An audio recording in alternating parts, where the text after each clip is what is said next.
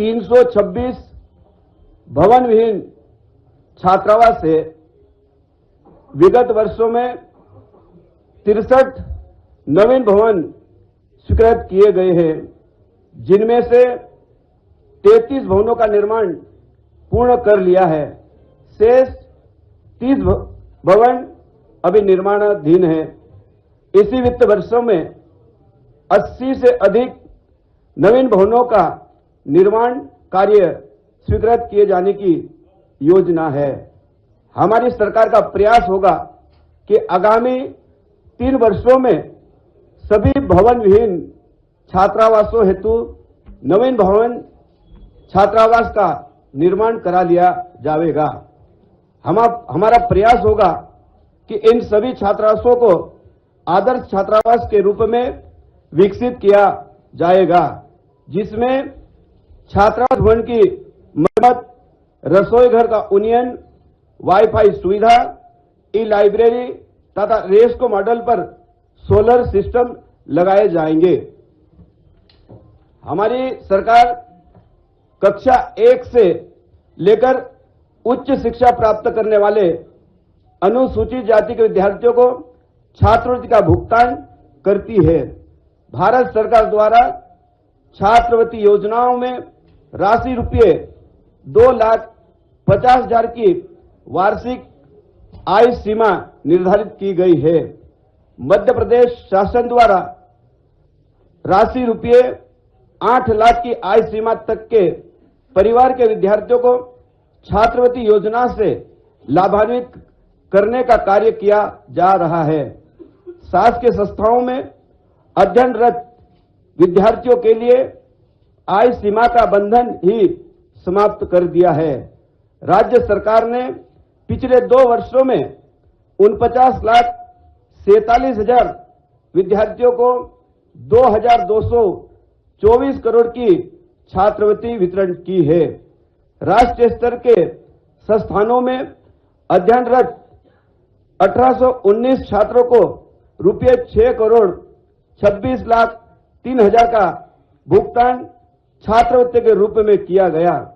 राज्य की छात्रवृत्ति पर हमारे बच्चे IIM, IIT, NIT और NLIU जैसी संस्थाओं में अध्ययन कर रहे हैं।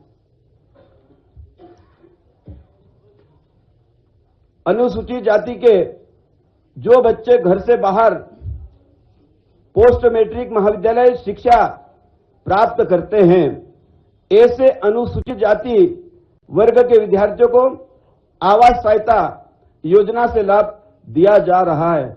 गत वर्ष 1,48,000 से अधिक आवेदकों को लगभग रुपये 130 करोड़ से आवास सहायता योजना का लाभ दिया गया। इस वर्ष योजना में राशि रुपये 200 करोड़ रुपए का प्रावधान किया गया है। हमारी सरकार दिल्ली में पढ़ने वाले प्रदेश के अनुसूचित जाति वर्ग के विद्यार्थियों के लिए संचालित दिल्ली छात्र गृह योजना में सीट क्षमता 50 से बढ़ाकर इस वर्ष 100 सीट की जाएगी तथा वर्तमान शिष्यवृत्ति 1,600 रुपये को बढ़ाकर 10,000 रुपये मासिक किए जाएंगे। हमारी सरकार के द्वारा नवोदय विद्यालय की तर्ज पर अनुसूचित जाति वर्ग के विद्यार्थियों के लिए सभी 10 संभागीय मुख्यालयों में ज्ञानोदय विद्यालय संचालित किए जा रहे हैं। इन विशिष्ट विद्यालयों में विद्यार्थियों को CBSE पाठ्यक्रम में शिक्षा के अवसर उपलब्ध कराए जा रहे हैं। विद्यालय 6,400 विद्यार्थी हेतु सुविधा उपलब्ध है। प्रति व्यक्ति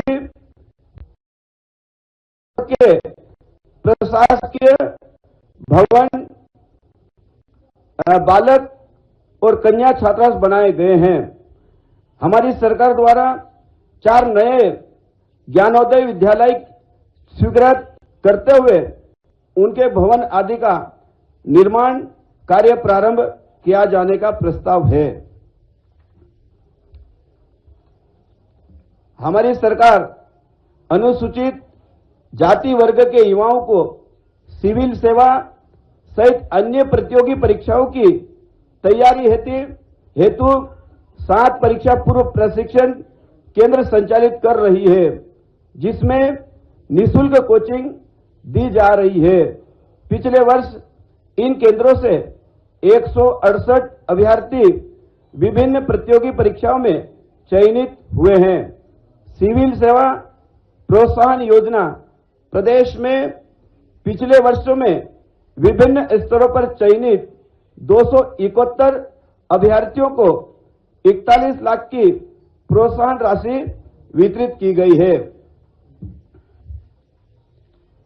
हमारी सरकार अपने बजट से विदेश में अध्ययन हेतु छात्रवृत्ति योजना संचालित कर रही है।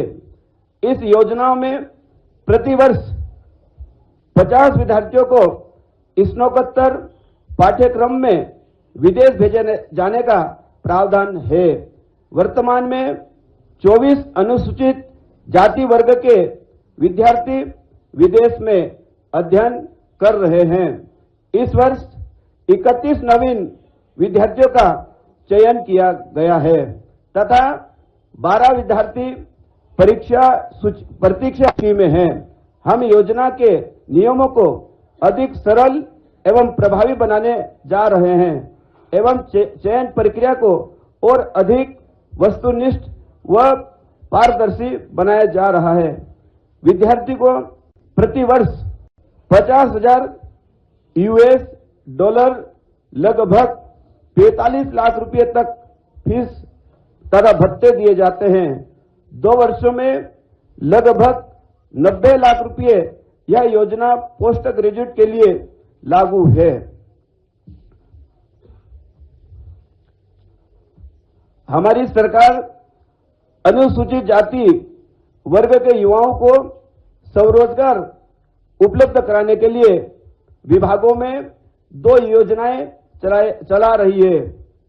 संत रविदास स्वरोजगार योजना 7 वर्ष तक प्रति वर्ष 5% ब्याज अनुदान, डॉक्टर भीमराव अंबेडकर आर्थिक कल्याण योजना 5 वर्ष तक प्रति वर्ष 7% ब्याज अनुदान का संचालन किया जा रहा है, जिसमें राशि रुपये 10,000 से 50 लाख तक का लोन दिया जाता है तथा ब्याज पर अनुदान दिया जा रहा है।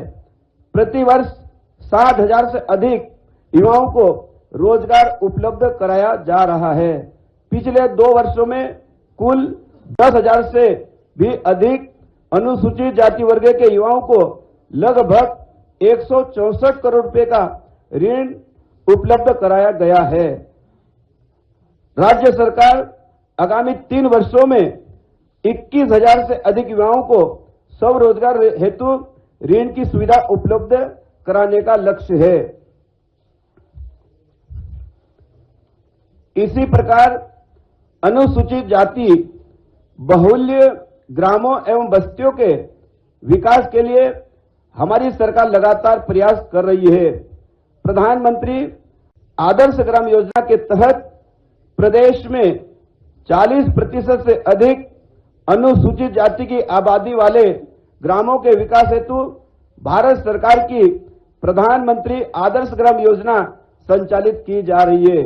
इस योजना में भारत सरकार द्वारा चयनित 2,454 ग्रामों में से 2,229 ग्रामों की ग्राम विकास योजना तैयार कर ली गई है।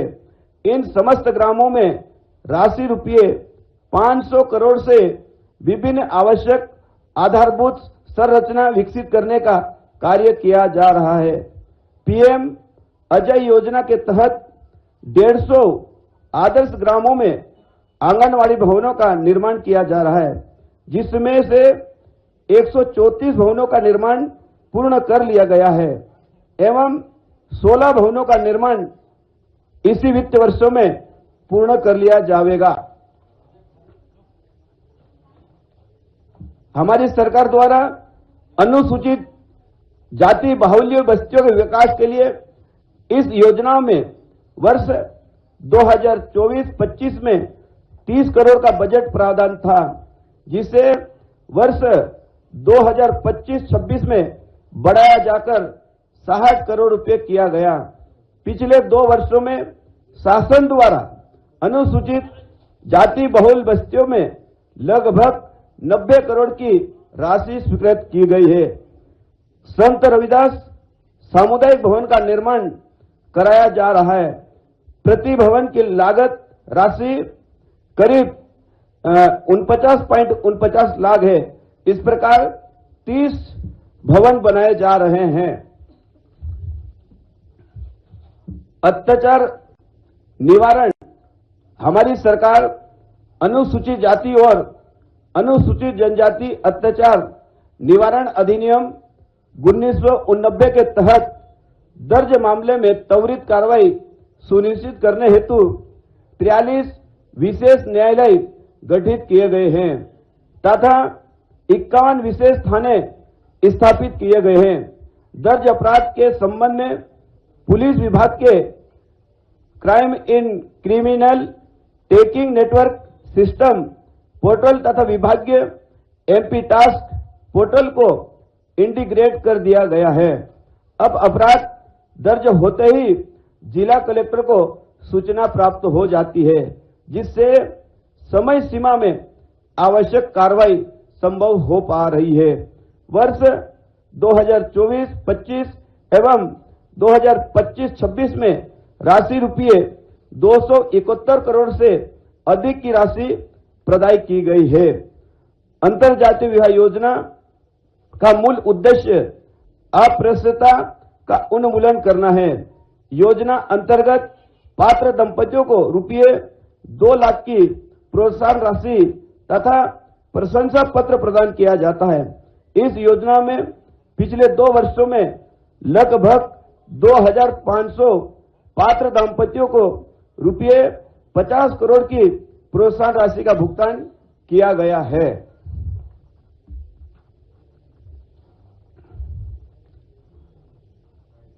हमारी सरकार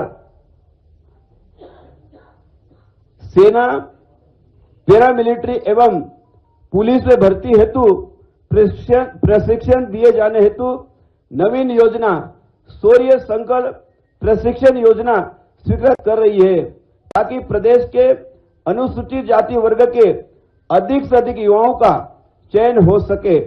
शौर्य संकल्प योजना में प्रति वर्ष 3000 युवा युवतियों को सेना, पैरामिलिट्री एवं पुलिस में भर्ती हेतु प्रशिक्षण दिया जाएगा।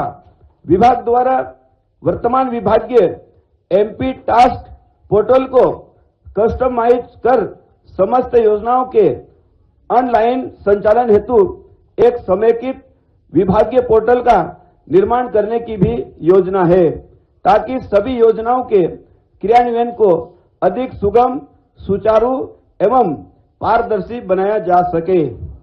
आप सभी का बहुत बहुत धन्यवाद।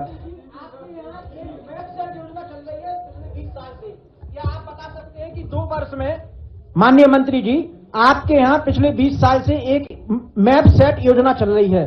क्या आप बता सकते हैं कि पिछले 2 वर्ष में कितने SC, ST, SC विद्यार्थियों को विभिन्न विषयों में प्रशिक्षण दिया गया?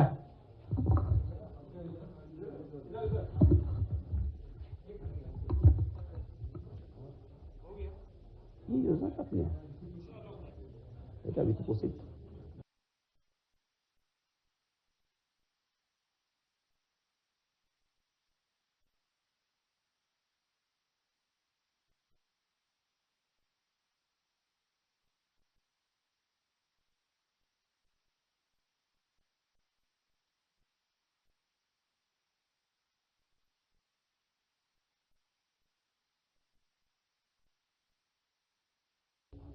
विदेश में जो पढ़ने वाले बच्चे हैं, जैसा मैंने पहले ही बताया कि विदेश में जो पढ़ने वाले की संख्या मैंने बताई है, और 2 साल के लिए 2 साल की फीस मध्य प्रदेश की सरकार करीब लगभग 90 लाख रुपए भरती है। हाँ, एक छात्र को।